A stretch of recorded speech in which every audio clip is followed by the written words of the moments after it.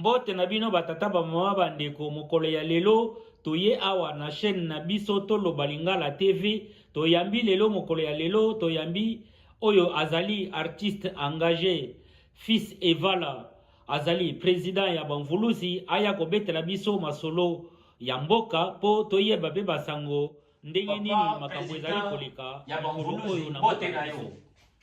Bonjour peuple congolais, mbote na bino nyonso. Excusez-moi, je vais essayer d'être en français et en lingala. Pona batninga misusu oyo bazali kolanda biso bakoka koyoka message oyo toni ko pesa na lelo. Merci papa lo na ndenge ya mbingai na mokolo na lelo. Merci papa. Motuna na biso ya liboso ezali papa président ya Bamvuluzi Guy N Fils Evala.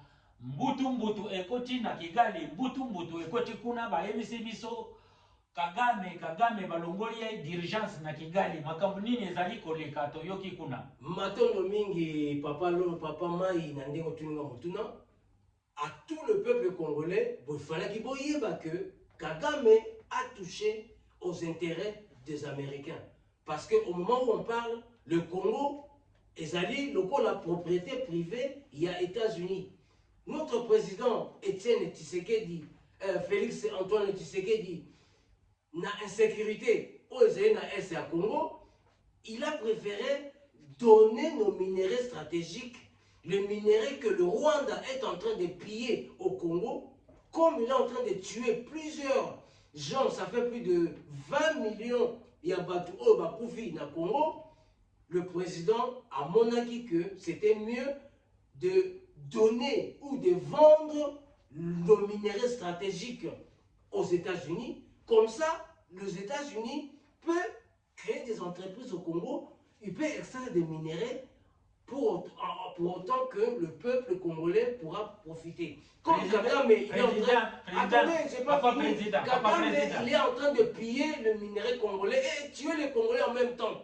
Et le Congolais n'en profite pas. Mieux vaut donner à quelqu'un auquel tu peux profiter. Voilà. Makambo oyo ya minere oyo ya solo papa mais kasi makambo na biso oyo bongo makambo ya minere esali ndenge nini ekoma makambo ya Kagame alongo ya d'urgence bakomi ko batela ye lokola mpuku na bagarde corps na ye. Kagame a été évacué d'urgence ce matin dimanche 27 juillet à Kigali parce qu'il a touché aux intérêts américains. Boyebi Binomoko, celui qui touche au beefsteak des Américains, il risque sa vie. Donc Kagame, il s'est foutu en l'air, il ne veut pas quitter le Congo, il ne veut pas laisser le feu, il veut tuer l'accord de Washington, il veut piétiner les Américains. Chers messieurs, moi je vous dis qu'il est mal barré, il est poussé à la sortie. Mokonzi ya Bamvuluzi, makambo ya Kagame, évacuation na ye, toujours comprendre kakate, yebisa biso eza coup d'état raté, est-ce que ezali ba américain batindi ba Blackwater kuna ezali nini les autres papa? Yo zali bien informé, yo yebi makambo nyonso, yo mokonzi ya Bamvuluzi, yebisa biso. La question est très pertinente. Ngai, moi je suis à Paris. Vous allez à Paris, je ne suis pas à Kigali. Je ne peux pas vous dire exactement ce qui se passe parce qu'il y a des secrets de défense, il y a certaines choses que je ne peux pas dire. Je ne peux pas répondre à cette question parce que c'est un truc sensible, c'est secret défense. Secret défense. Il y a solo papa, ouais. Secret défense. Kagame, soyez sûr qu'il sera poussé à la sortie. Artiste engagé. Yebisa biso makambo nini bana Mvuluzi mikolo eleki ebele tozali komona bango lisusu te. Bana Mvuluzi toyebaki ke bazalaki très chaud bamimbula oyo nyonso eleki muninga na yo pe ekeko mikolo eleki ebele tomona kabino lisusu te ba nouvelle ezalité ba nouvelle chanson ba nouvelle animation ba revendication na bino et comment ndenge nini. Merci mingi papa mai na motuna oyo tikotuna ngai.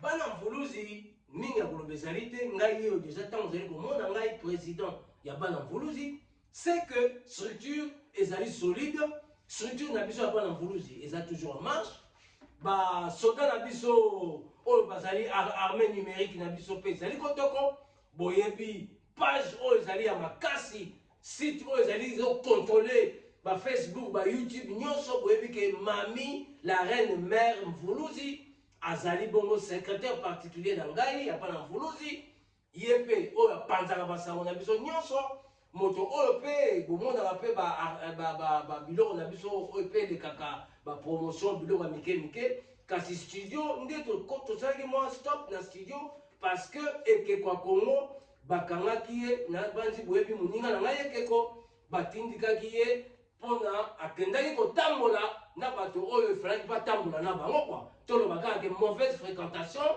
ya ekeko ya Congo epoussé ye ti lelo azali na Congo mais ekeko azali na ye en bonne santé na banzi bozomona image na ye ezali mpe koleka bakotiela bino image na ye bokomona matama tala ekeko kitoko azali na ye en forme bongo Chantal Mambo directrice ya bana mvuluzi mpe azali na ye bango nyonso bazali na banzi réunion ekozala mikolo koya tokotokisa réunion bongo bokomona bango nyonso bazali na bango ekobumelaka te ba réunion wana ifale toyeba est-ce que va non bokomona na bino mami akotia message na basite nyonso oyo ya bana bamvuluzi bokomona sango ekoleka bokoyeba esika nini tokosangana lokola awa papa oyaki mingi ezalali na radio loba lingala oyaki mpo obetela biso masolo ya mboka na kopase na question mosusu oyo ezotala situation sécuritaire à l'est na makambo oyo tozali koyoka ya bavante ya baminere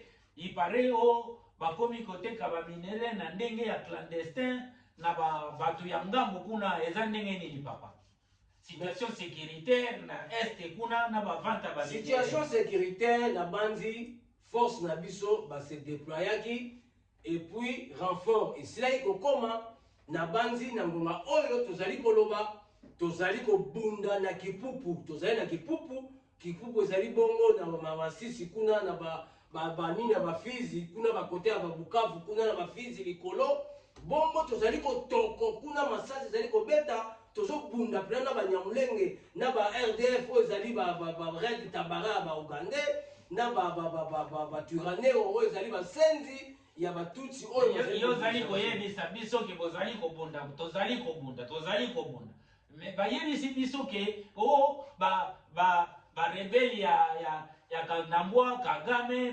babotoli kuna babotoli kipupu kuna babotoli kipupu toyoki o kipupu récupéré par des rebelles na yebisi yo guerre ezali toujours ndenge wana omoni bitumba ce n'est pas la fin ezali guerre ils peuvent gagner une petite bataille mais ils ont pas gagné la guerre biso toko gagner guerre oyo oso oyoki bo ezali ba repli tactique bazobenga yango repli tactique parce que tokomi sikoyo na savane tokomi kobunda sikoyo esika oyo banzete ezali te baimmeuble ezali te bandako ya minene ezali te mpona baforce na biso ebatama ezali kaka bazamba moya mike kaka boye basavane donc bozali komonana mpena boye mpita masasi ezali kobeta yango ntango bazali koatake biso mikolo oyo tomoni ke Kagame atindeli biso badrone d'attaque mpo ya kobombarde biso malgré biso barenfort ya badrone na biso ezali kolala nayebi te ndenge nini tokoganyele etumba oyo mais pour l'instant même basali boye ezali nango kaka barepli moko tactique mpona toluka ndenge ya kose repositionner et puis mpona kocontre-attaquer RDF ezali M23 tolingi kaka oconfirme biso est-ce que eza vrai ou faux kipupu eza na maboko ya bangonia est-ce que eza vrai ou eza faux nayebisi yo rien n'est encore gagné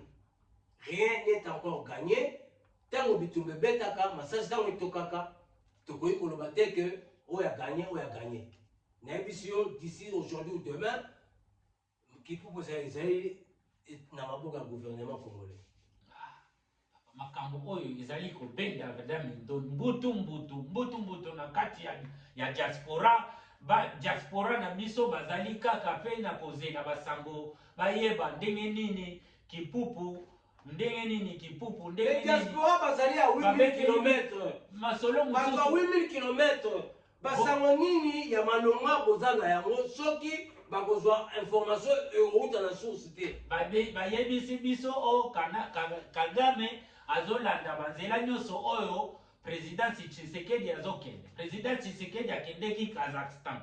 Mikolo eleki bayebisi biso Kagame pe akei Kazakhstan. Qu'est-ce qui se passe à Kazakhstan? Kagame akendaki na Kazakhstan pona koluka ko contourner ba sanction oyo ba sanctionner na États-Unis. Neti bayibi biso ba mabele belé. Po ba mineral ezaka zelo. Eza ba zelo moko mystique. Eza ba kumewa nzambe. Belgique kutu batonga yango na mbongo ya Congo. Belgique, Kazakhstan pe akoma kosomba bazelo. Kazakhstan Kagame auti ko sola na ye po azali na ba stock ebele oya yibaki oya bandaki kokende kokotisa na Arabie soki place ateka biloko ayiba epa na biso lokola aza sanctionné na baaméricain place akenda koteka yango baaméricain basanctionnaki ye babloke place atekenda kotekela bandibu sikoyo akeluka sikoyo Kazakhstan wana mpona bazwa oyo etikali asolda ngo na wawa ekende wawa po ekotolo etulela ye eza biloko ya moyibi sikoyo fa teka moka ekende wawa yango akeluka siko bapake wana bango bazwa yango kaka bizuela komsa azwa ta mwa bibenda suka mpo aza pousse mpena na sorti mpo na Kagame c'est fini Kagame il est à bout tokoya kozwa ye na maboko makambo mosusu nazali kopase na question oyo tozali kotuna oyo mais par rapport ndenge otuni olobi so azali kolanda président Etienne président Tshisekedi azali akende na Kazakhstan mpona koluka koinforme bakazakhstan ke bozwa biloko ya Kagame te ezali biloko moko ya moyibi oyo ya kosomba biloko ya moyibi aza moyibi boyebake boso bolingi biloko ya propre boya na porte topesa bino comme ça bakongolais base retrouver mokili na biso mboka échanger tokende liboso kitoko papa basango malamu ozali komemela biso baninga oyo bazali na retard ya information makambo mosusu bolandaka mingi radio loba lingala kuna bobanda koyoka basango ya mboka pe banouvelle ya sika oyo biloko ezali koya tozali na question mosusu papa oyo etali armée na biso armée de l'air na biso papa bawazalendo bazali kobelela renfort parce que bazali na mbutu bazali na kobeta basasi wana baza kobeta basasi soki bazobeta ngo meme masangu soki oza kolia yango ezongaka lisusu te esilaka renfort nayoki batindeli bango barenfort ya bamilitaire me batindeli bango masasi te ndenge nini papa bopesi bango bakongo kasi bopesi biloko kolona te bawasala ndenge nini papa mai na banzi batango mosusu mpe bobosanaka bino bozali bapanzi sango mais informe-toi c'est renseigné papa mai luka kota okomona président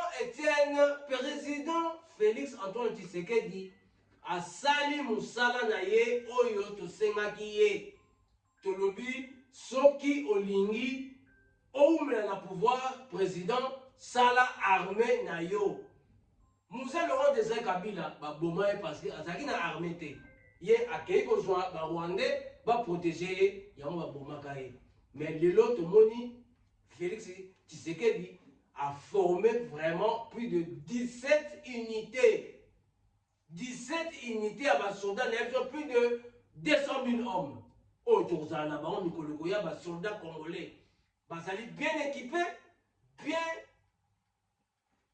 bien dotés, bien équipés, bien formés, bazali comme Bunda Pena, et ça le l'armée ou à Kalate. Ben Rwanda va moni moto.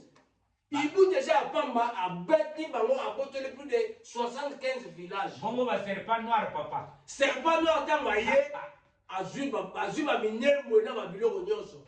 Sikoyo ba petit o ba tiko bima mikolo yo bazo pega bango ba aigle soki ba banani na ebisi yo bazalendo ba yo balobi na biso ba bazalendo ba komina ba serpent invisible batika kokosa ke ba to komina serpent noir serpent invisible sanité problème ezalinde tozali na problème ya Ravitaillement, papa, loba yango. Voie Problème aérienne. à ravitaillement, Problème à ravitaillement, tout ça, parce que. Natako. Vous constater. Papa, les bosso tozalaki koyoka tango nyonso olamuka na tongo sukoi asali boye ngai wana nazali kosote sukoi 57 suko tongo pokwa wazalezi wazokokende sukoi na nsima sukoi tozoyoka susu sango ya sukoi te papa lobela makambo ya sukoi oyo tindela biso sango wana epai ya mokonzi tata mokonzi ya mboka tozali kobunda kaka na Rwanda te sukoi abatela bawazalendo bayoka biso yoka ngai na otuni ngai motuna tika ngai na répondre yebisa biso papa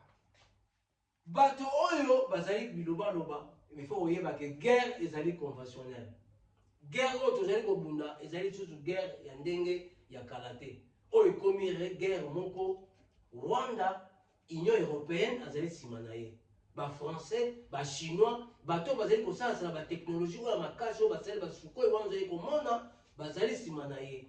Soki tobi tomonakisa ba sukoi ekende bakokwesa yango parce que bazali na ba anti aérien moko ya makasi ba français na ba chinois ba doté Rwanda. Ba magasin ya anti aérien eko kokwesa biso ba anti ndeke na biso nde yango oyo tokomi kobunda na badrone mikolo oyo ezali etumba na badrone mais yeba mpe ke brouillard anti-drone ezali moyen mpe soki baactivele bino babrouillard anti-drone vous ne pouvez rien faire bozala na badrone bozala na anti-drone bozala na nini bakokwesa bino bandeke wana tala ndenge tokwesi badrone nyonso barwandais bazali koatake biso parce que on est doté na armement oyo ezali supérieur ezali mpona ebloke bango mpona tokwesa bango mais selon bainformation tozali nango na source ngai nazali membre ya gouvernement te mais nazali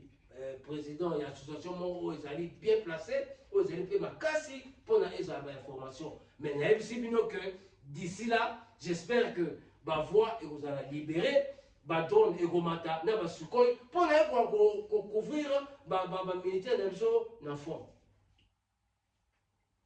bongo sikoyo papa makambo wana tozali koyoka biso tolingi kaka toyoka makambo sukoi akengela bawazalendo sukoi azala na nsima na bango ata badrone mosusu botyela bango badrone ebele ezala kokengela bango parceke bango baza na se botyela bango miso likolo tokokende ti kigali soki botyeli bango miso likolo bango batie makolo na se bawazalendo bazobanga te bazokende ti kigali abanzi mokonzi ya mboka mpe azali koyoka yo na baservice secret ya mboka na baservice ya renseignement na banzi bayoki biso na ngonga oyo bakosala oyo esengeli. Merci papa pour la réponse na yo kopesi biso na basango oyo oza kokabola na baninga na biso na kopase na question mosusu nalingaki na tuna pasa papa biso toza na baquestion ebele mokonzi ya bamvuluzi tomonaka ye susu te awa ndenge toza na toyambi yo lelo toprofite kopose baquestion nyonso oyo toza na yango oyo eleki biso na mutu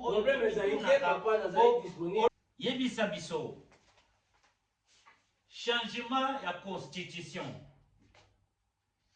Lobenabiso, référendum, changement de constitution, makamwana papa toyebite et comme nini. Oh, il faut toyebite nani à participer et comme makambo dialogue, changement de constitution. Tobanda changement de constitution papa.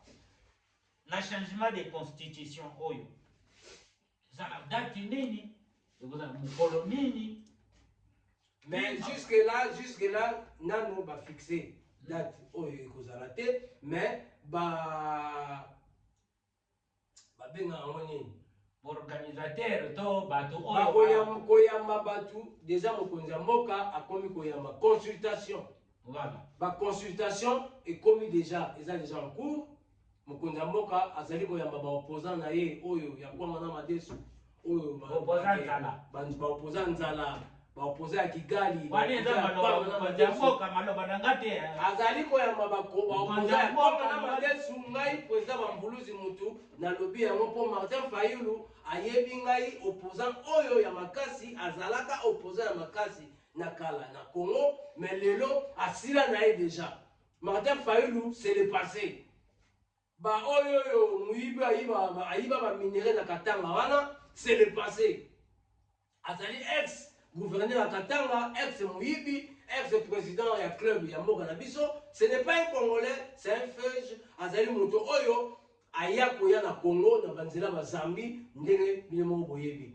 Na oyo bazo benga soki délit c'est ça na soki nani yekutu toyebi tata na ete toyebi mama na ete na mususu azalaki mwana musala ya Félix o nani oyo nani Kabundu wa Kabundu.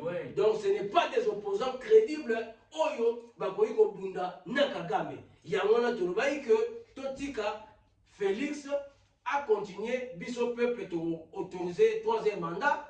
Yanwana tolobi que dialogue na loi référendum déjà et où tu voter en mot, ils allaient adopter loi référendaire.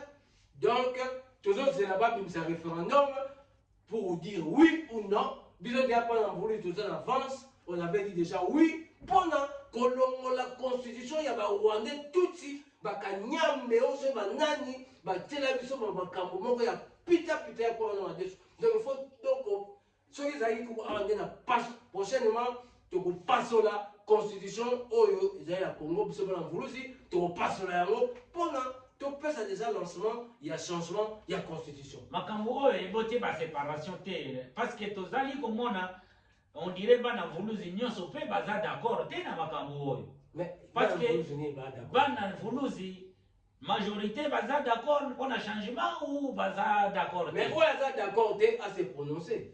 Ah, d'accord. Va se prononcer. Le débat est lancé. Le débat est lancé. Oui, on est d'accord à se prononcer. Mais et puis, à un argument. Pour te relier les pleins dans le Kouangola.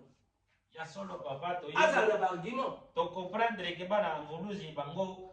Comme ce niveau est mati, tu as pouvoir, tu récupérer ma camunabiso. Donc, c'est nous qui avons la parole dans la diaspora. Artiste engagé. Oui. Ba internaute bazali na kutuna kaka mutuna oyo si on répondaki déjà papa mais je suis obligé de reposer la même question parce que ba internaute awa ba lebisi ngai bango nyonso bazali kutuna kaka coup d'état raté à Kigali coup d'état tout le monde parle de coup d'état raté à Kigali information ya mboka baza kopesa bino bozo olanda te coup d'état raté bato nyonso basepeli Kagame kufa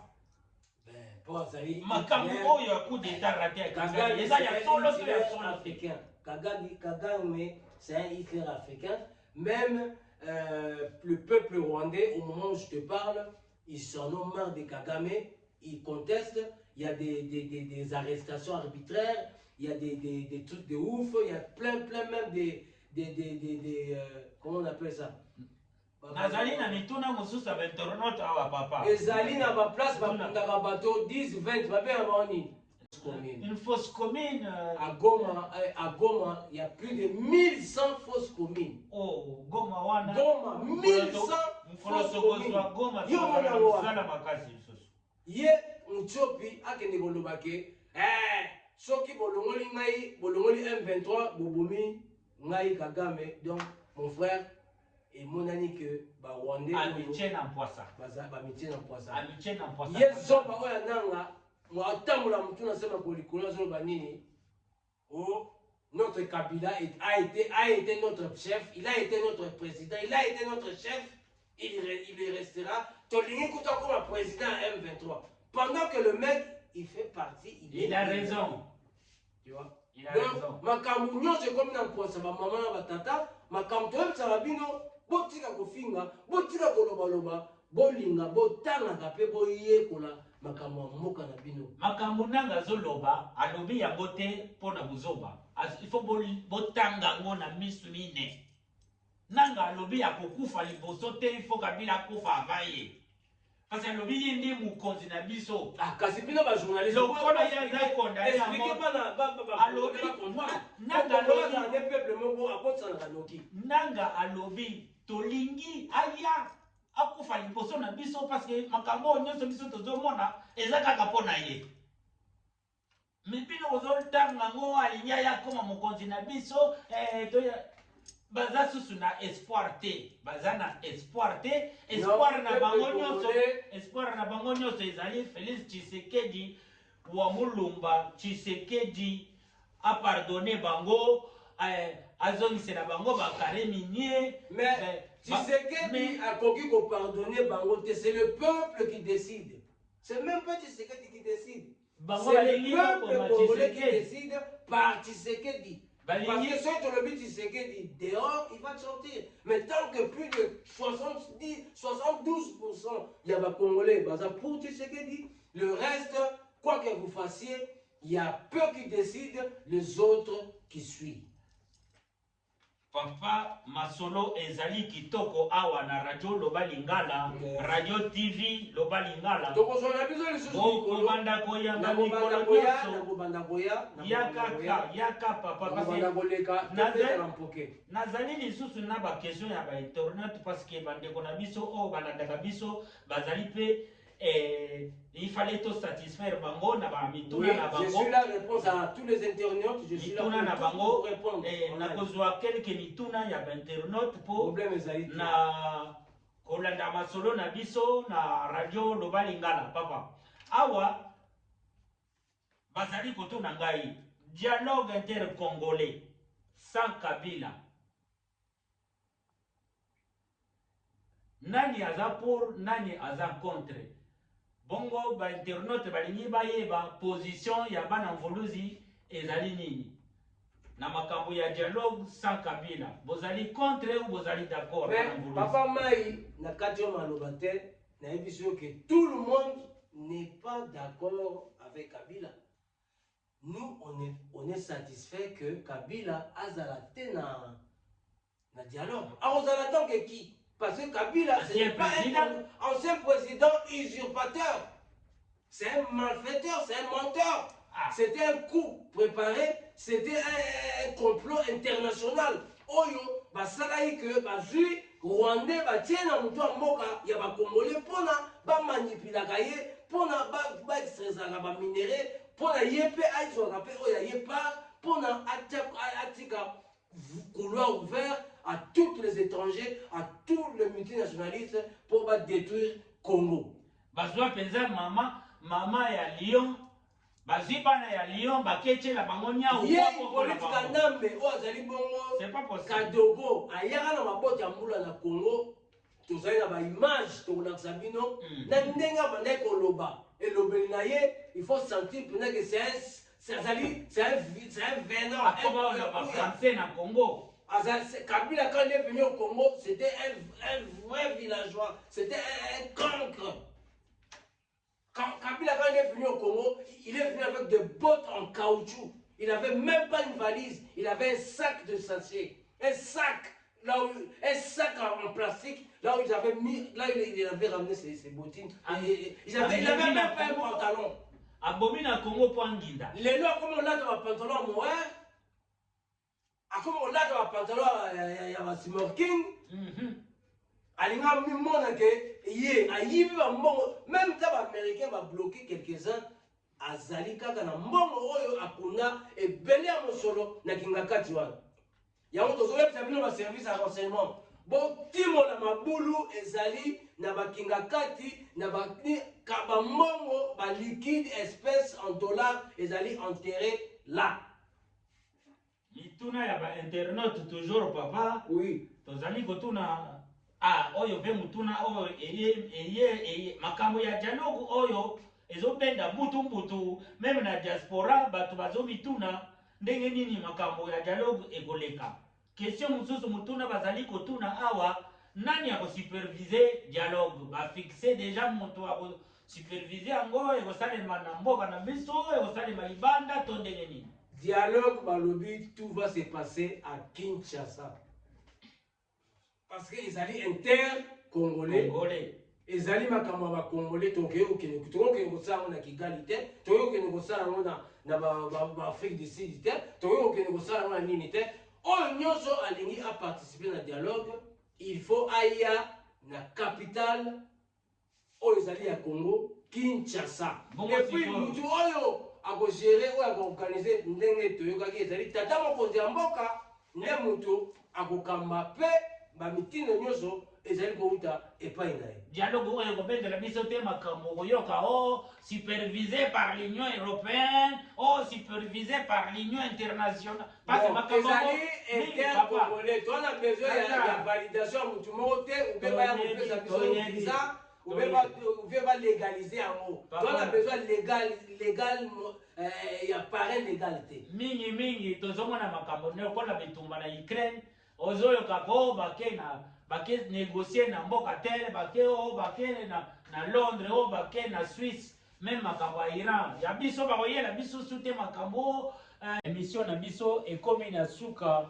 na chaîne na bino toloba Lingala TV awa toyambaki bongo ya solo mokonzi ya bamvuluzi Fils Evala Guy N Fils Evala ayaki kobetela biso masolo ya mboka. Tokomi na mutuna ya suka oyo ya bandeko na biso ya ba internaute na azali koluka oyo ezali koya ya mingi mutuna ya suka papa tokomi na tango ya suka oyo ezongi mingi makambo oyo pe balobelaka yango lisusu te makambo oyo etali MONUSCO na Congo awa makambo question na biso ezali ya ba internaute ezali pona makambo ya MONUSCO na Congo yebisa biso Fils Evala bana mvuluzi soki bila ya MONUSCO na Congo ezali positif ou négatif. Séquence émission na biso ekomi na suka na chaîne na bino toloba Lingala TV awa toyambaki bongo ya solo mokonzi ya bamvuluzi Fils Evala Guy N Fils Evala ayaki kobetela biso masolo ya mboka.